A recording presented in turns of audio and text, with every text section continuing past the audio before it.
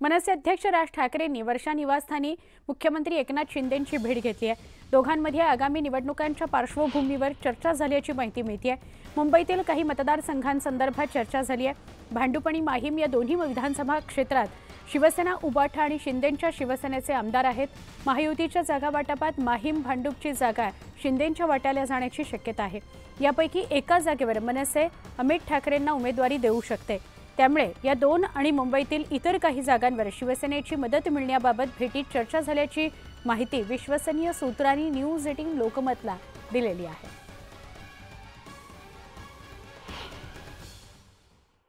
मनसेने महायुती द्यायचं की नाही असा विषय मनसे ठरवेल, राज ठाकरे ठरवतील। त्यामुळे आता जो विषय ठरलाच नाही, समोर नाहीच आहे, त्याच्यावर प्रतिक्रिया देणं हे काही योग्य ठरणार नाही। पण एक नक्की सांगेन की राज ठाकरे कालही आमचे मित्र होते, आजही आमचे मित्र आहेत, उद्याही आमचे मित्र राहतील। असं आहे, कुठल्या विषयाकरता भेट घेतली?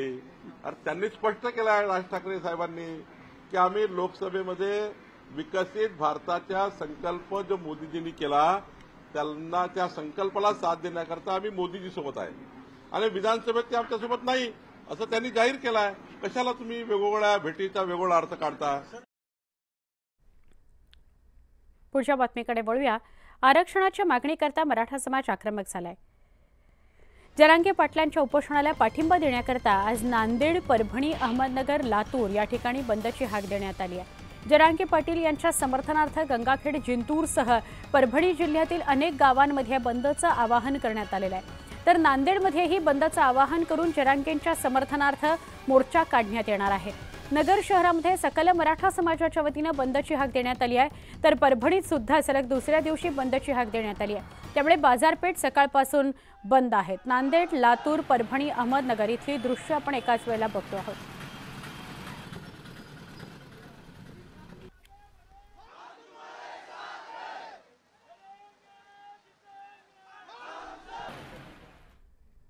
गेल्या 7 दिवसांपासून मनोज जरांगेंचं अंतरवालीत उपोषण सुरू आहे। आरक्षणाच्या मागणीकरता हे उपोषण सुरू आहे।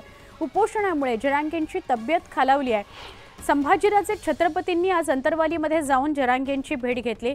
उपोषण स्थळावरून संभाजीराजेंनी सरकारला इशारा दिलाय। मनोज जरांगेंना जर काही झालं तर फक्त सरकार नाही, सरकार आणि विरोधक दोघेही याला जबाबदार असतील असा इशारा संभाजीराजेंनी दिलाय। दरम्यान सरकारने आरक्षणावर स्पष्टपणे भाष्य करावं अशी मागणी त्यांनी केली। दुसरीकडे सरकार आंदोलन गुंडाळण्याकरता बसलंय असा आरोप सुद्धा त्यांनी केला। वडीगोद्रीतील आंदोलनावरही जरांगेंनी भाष्य केलेलं आहे। सर्वांना आंदोलन करण्याचा अधिकार आहे, पण रस्ता अडवणं चुकीचं असल्याचं ते म्हणाले। एक आंदोलन सुरू असताना शेजारी आंदोलन करणं योग्य नाही। एका गावात 2 आंदोलन हे मला पटलेलं नाही अशी घणाघाती टीका जरांगेंनी केली। अत्यंत मला दुःखी वाटते, वेदना आहेत की एवढी तब्येत खालावून सुद्धा आता तर त्यांनी सलाईन सुद्धा घ्यायचं बंद केलेलं आहे आणि सरकार निवांत मुंबईला एअर कंडिशन ऑफिस मध्ये बसलेलं आहे। आज कॅबिनेट आहे ना, घ्या ना निर्णय, मग हो किंवा नाही म्हणून टाका। एवढं तब्येत स्वतः इथलं मेडिकल रिपोर्ट जातो तिकडं, मेडिकल रिपोर्ट इतका वाईट आहे, काही होऊ शकते आणि त्याला तुम्ही जबाबदार असणार। मग मला जे काय मनोजना बोलायचंय, मनोज जरांगे पाटलांनी मी सांगितलं मला काय बोलायचंय त्यांच्याशी। माझी चर्चा सुद्धा झालेली आहे तब्येतीच्या बाबतीत आणि त्यांनी मला शब्द सुद्धा दिलेले आहे। सरकारवर प्रेशर टाकण्यासाठी म्हणा किंबहुना समाजाची बाजू मांडण्यासाठी म्हणा, मी आज त्यांना म्हणणार नाही की पाणी घ्या। अनेक लोकांनी मला इथे येताना सांगितलं की राजे तुम्ही सांगा तुमचा शब्द पाळतील। हे सरकार बसलेलेच हे गुंडाळून टाकायला हे आंदोलन।